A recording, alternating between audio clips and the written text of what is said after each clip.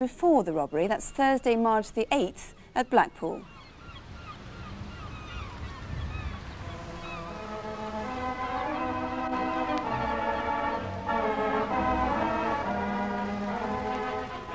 Blackpool is the holiday centre of the north, with around 6 million visitors a year.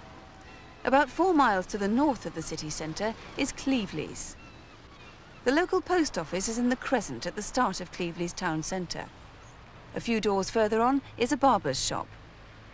On Thursday, March the 8th, the day before the robbery took place, one of the barbers noticed 2 men hanging around the area. You busy? Very busy, actually. An actor plays the part of the barber, although he himself describes what he saw that day. I was suspicious because they were hanging about all day, and every time I went to the window, they were there. Right. On that Thursday, I'd been really busy, and I had just finished with a customer. I went next door to get a drink from the amusement arcade. The men outside drew the attention of the youth on the bandits. They glanced at each other. Oh, Ernie, just a quick coffee, mate, please. No sugar. My attention was drawn to the man on the bandit, simply because he was a stranger, and I know most of the people who go in there. The other 2 men must have walked round the block, because as he returned to his shop, they were walking past again.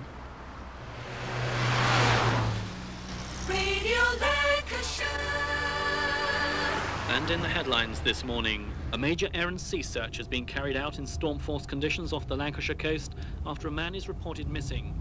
The next morning in Preston, 18 miles away, Susan Myerscough drove to work as usual. She parked her blue Ford Escort in the staff car park near the Fishergate Centre at Preston. When she'd finished work 8 hours later, her car had gone. Earlier that same day, back in Cleveleys, a post office assistant had finished work for the day. She went round the back of the post office to collect her car. There were 2 men in the yard. What do you want? This yard is private. I've come to collect a parcel. Oh, well, the office is shut, so you'll have to come back tomorrow. It's very urgent. They've sent me around from the front. The parcel contains parts of my motorcycle, which I really need. Oh, well, I'm very sorry. As you can see, it's shut, so you'll have to go round to the front.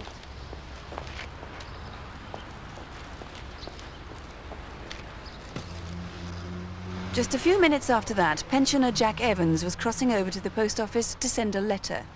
He was about to become the key witness in a robbery.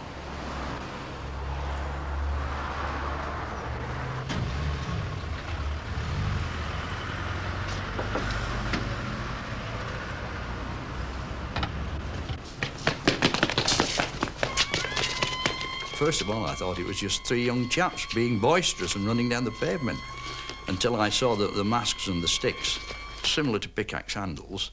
They were hitting the guard about the head and the shoulders and the legs. Don't forget there were 3 of them, so they had a good coverage of him. And the middle one was kicking him in the stomach to try to make him leave go of the money. And it was horrible. It was totally horrible, actually. Jack had twisted his ankle, but he did his best to follow them. Afterwards, I felt somewhat shaky and angry at these people. I thought the sooner they're caught, the better, these people, and get their just deserts. Another witness was sitting in his car outside the post office yard.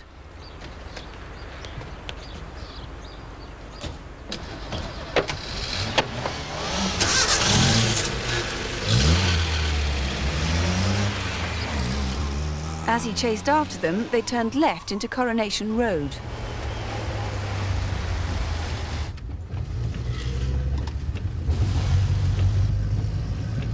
Seeing them turn right at the top, he decided to take a shortcut.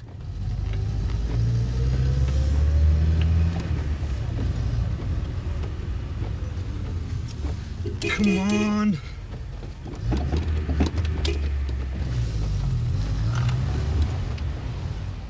He lost them somewhere along Victoria Road West.